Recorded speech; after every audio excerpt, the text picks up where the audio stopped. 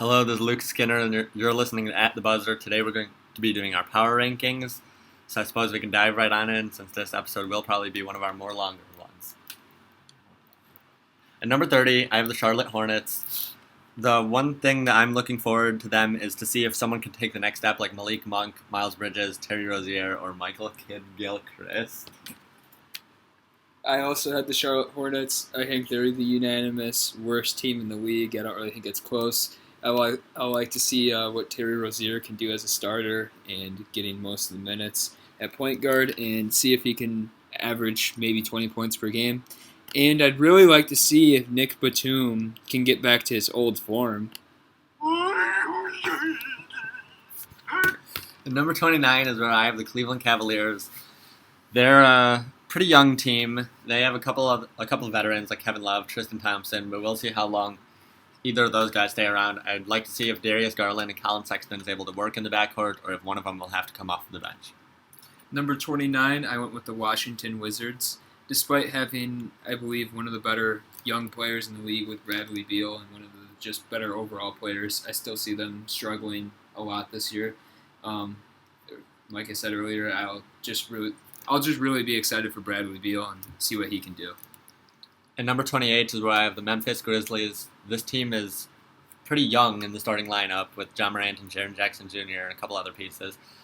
Josh Jackson starting in the G League for the beginning of the season. I think he could be a player that could make an impact on this team, maybe as a role player. But I do think Ja Morant will have a great rookie season, and Jaren Jackson Jr. can have a great sophomore season. Number 28, I went with the Cleveland Cavaliers. I believe they're set up pretty well for the future with two solid young guards, Colin Sexton and Darius Garland. It'll be interesting to see how they can fit together and if they will actually keep Kevin Love or if they will trade him. And I'm also excited to see John Beilein as their coach and what he can do with that young team. And number 27 is where I have the Washington Wizards.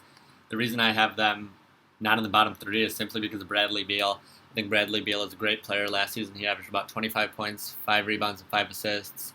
And I think he's one of the best shooting guards in the league that brings them up to the 27th spot in the league. Okay, so at 27, I went with the Phoenix Suns. Phoenix Suns have pretty much been one of the worst franchises in the NBA over the past, I want to say, 5 years.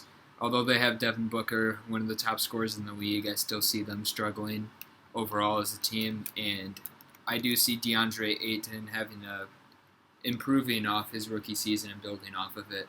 But we'll have to see what rookies like Cam Johnson and other players can do. So 26 is where I have the Phoenix Suns. I think DeAndre Ayton will be able to take the next step. Now that he has a point guard, they'll actually pass him the ball. And Ricky Rubio, on the day we are recording this episode, it is Ricky Rubio's birthday. So happy birthday, Ricky Rubio. He got a $17 million contract from the Phoenix Suns this offseason. And I think even though he may be overpaid, I think Ricky Rubio will be a good point guard to fit alongside DeAndre Ayton and Devin Booker. All right, so I went with the Memphis Grizzlies. I think they will be an exciting young team to watch with Ja Morant, who can make a lot of highlight reel plays. I think he'll be a really good player in the league. And also with Brandon Clark, I think he'll have some exciting moments in the league. But I still think they're a little bit of ways. I think maybe give them 2 years and they'll be potentially pushing for a playoff spot.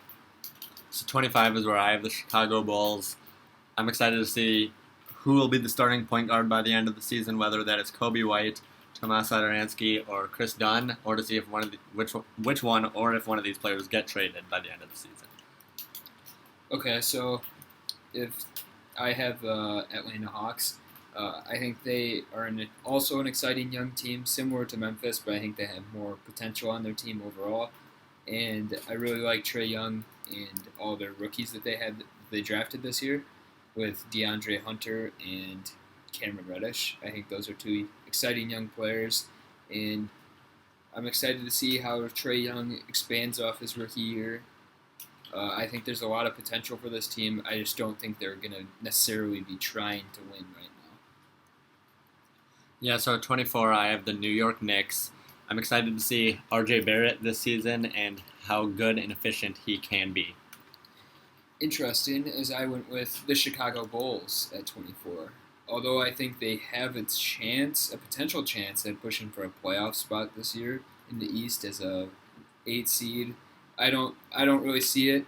A lot of people think that they're a potential playoff team. That's not me, but a lot of people do. With bringing in legendary point guard Tomas Satoransky, you know, I'm a big fan of Tomas's.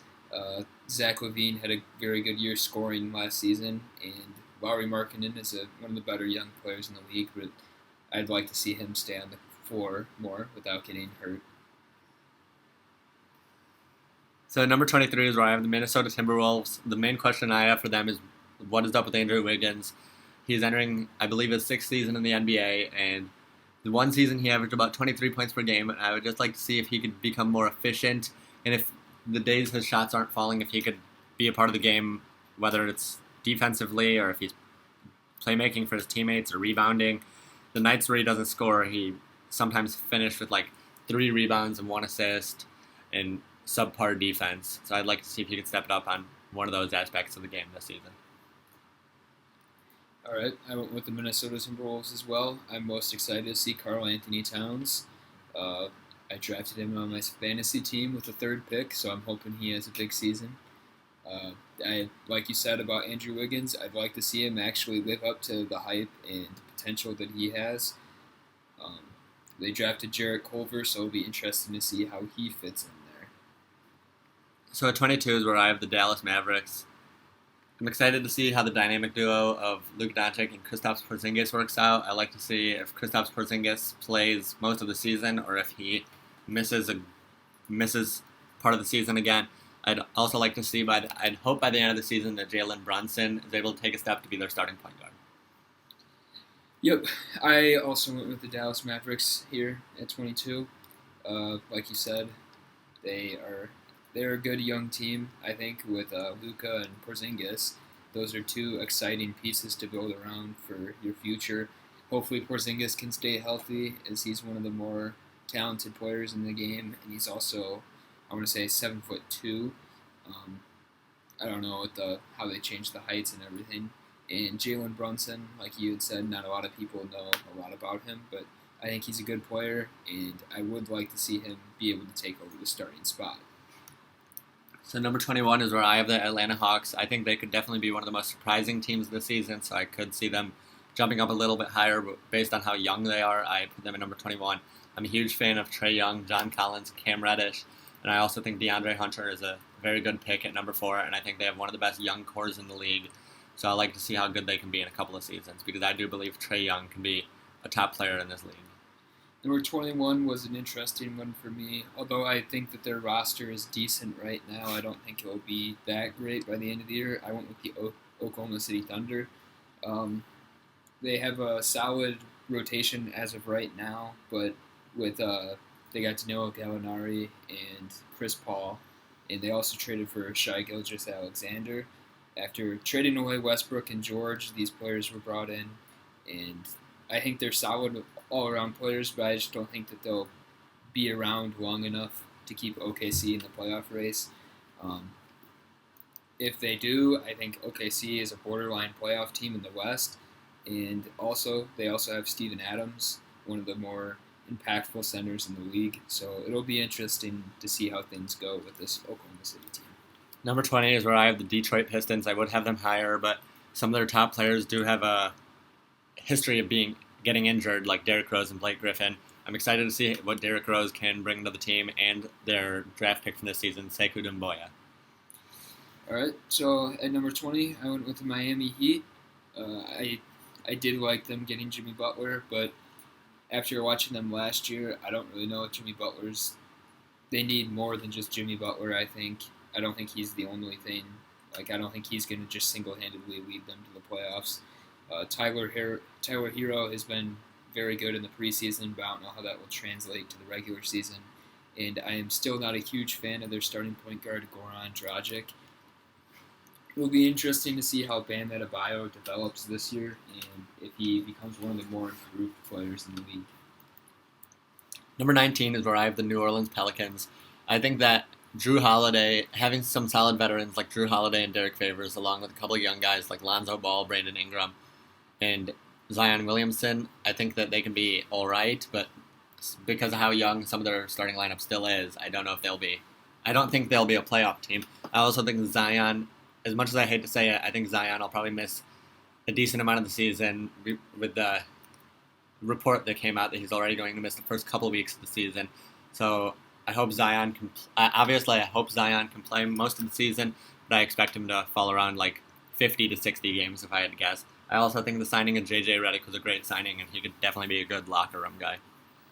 Number 19, I went with the New York Knicks.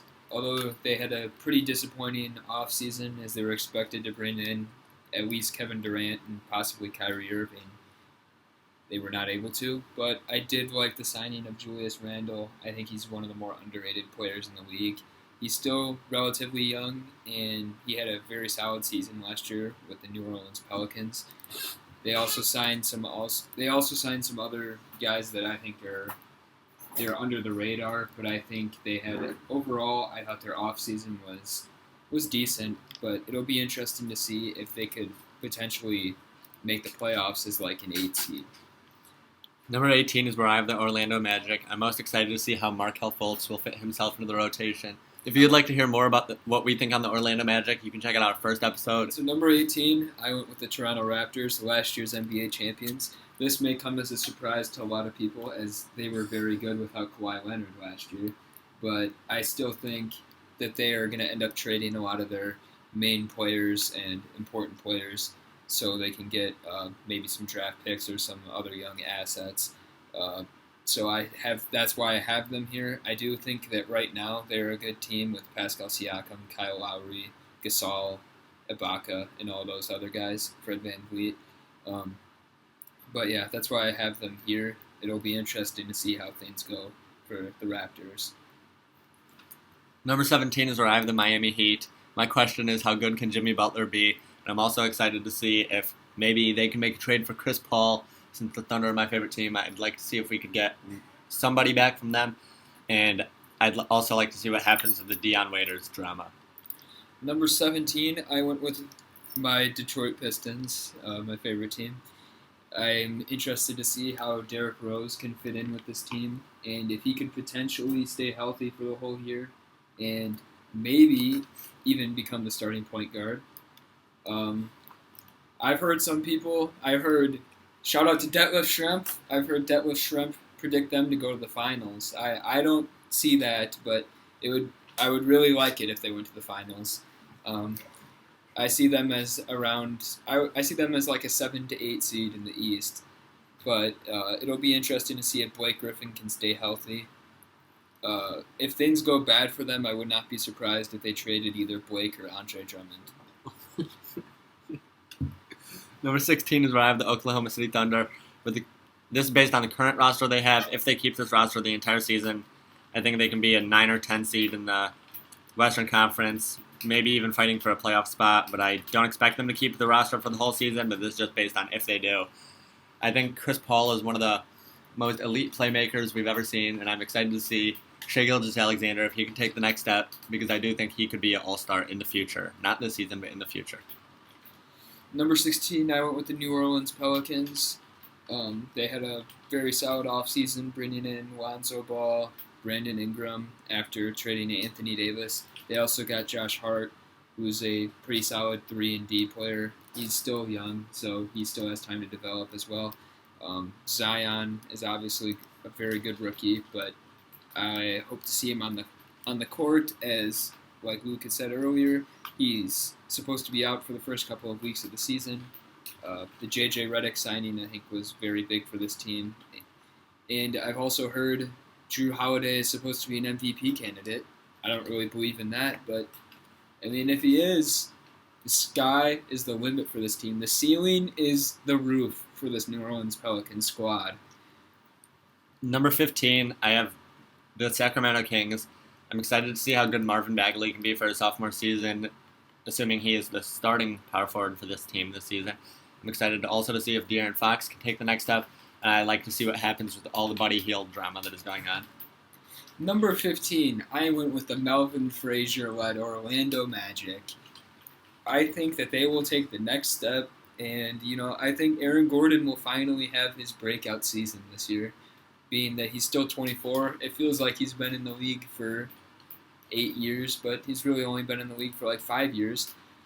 Interesting story is that Cam Johnson, the rookie on the Phoenix Suns, is actually older than Aaron Gordon.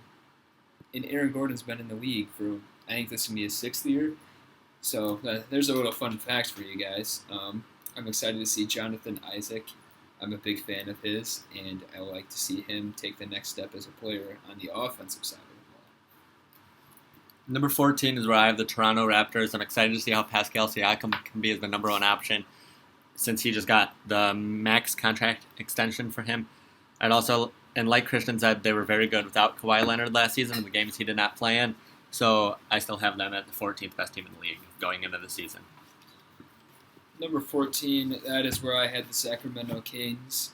I think they're a very fun team to watch. They're very young, so that could come back to hurt them later on in the year, but I still see them as a potential playoff team.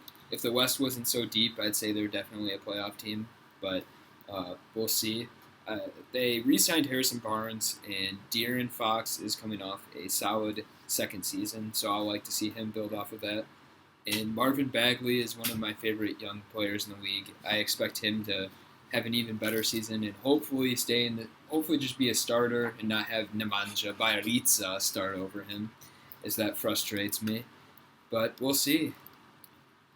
Number 13 is where I have the Indiana Pacers. I'd like to see how well the team can do without Victor Oladipo and who Domantas Sabonis will be traded for as he is on the trade block.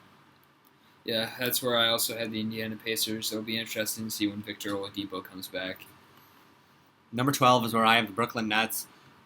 I think, personally, they should focus more on building as a team instead of developing their young players, since Kevin Durant will not be playing this season, but I'm excited to see if Karis LeVert can take the next step, and also for Jared Allen to take the starting spot. That's where I also went with the Brooklyn Nets. It'll be interesting to see how Kyrie fits in with them. They should. I thought personally, I would have kept D'Angelo Russell, but they signed Kyrie. I think a big part of them signing Kyrie was that helped them bring in Durant, so you can't really argue with that. It'll be interesting to see how Spencer Dinwiddie and Karis LeVert build off their career seasons last season. So number 11 is where I have the San Antonio Spurs. The thing I'm most excited to see this season is, well, I don't know if that's the proper wording for it, but to see if they'll make the playoffs this season, as they've made it for about the past 20 seasons. And every single year I feel like we go in and say this could be the season they're out, and they still make it, but we shall see, I suppose. I also went with the San Antonio Spurs. This is a roster I really like. I like how they build it. They get DeJounte Murray back this year, who I think is primed to have a very good season, possibly a breakout year. It'll be interesting to see how he plays with Derek White having a very solid season the year previous. I'm excited for this team, and although I think they're very good, I still see them as a 7 or 8 seed in the West. I'm also super excited to see DeJounte Murray to come back, but entering the top 10, number 10 is where I have the Portland Trailblazers. The player I'm most excited for, or the thing I'm most excited to see for this season, is to see if Anthony Simons will be able to work his way into the rotation. He is a young guard that was drafted this last season, so he was a rookie this past season, and I think he definitely has solid scoring ability, and I definitely think he could be a role player on this team.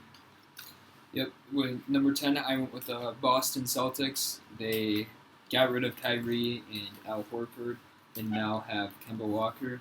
I'm excited to see if Jason Tatum can take the next step and show the potential he has as a scorer. He's shown flashes over the last 2 years, but I think this is the season he finally breaks out. Number 9 is where I have the Golden State Warriors. Obviously, as we all know, Kevin Durant left the Golden State Warriors, and Klay Thompson will be missing more than likely the whole season with a torn ACL. And I'm excited to see how Steph Curry and D'Angelo Russell can work in the backcourt together, and also with Draymond Green obviously as one of the best defensive players in the league. The thing I'm worried about with them is their bench. Interesting, because I also want the Warriors at number 9. Their bench is pretty atrocious to me, so that's why I have them here. But I do like their starting lineup, minus Glenn Robinson III. I do like Glenn Robinson III, but I don't see him as a strong starter at all, as he didn't really get minutes for my Pistons last year, who were not a very good team. I really liked getting D'Angelo Russell. With Kevin Durant leaving, I was glad to see them actually get something out of it instead of just seeing him leave. So I thought that was pretty impressive that they were able to get him. And I'm excited to see the games that Steph Curry and D'Angelo Russell are scoring 35 plus together. Number 8 is where I have the Boston Celtics.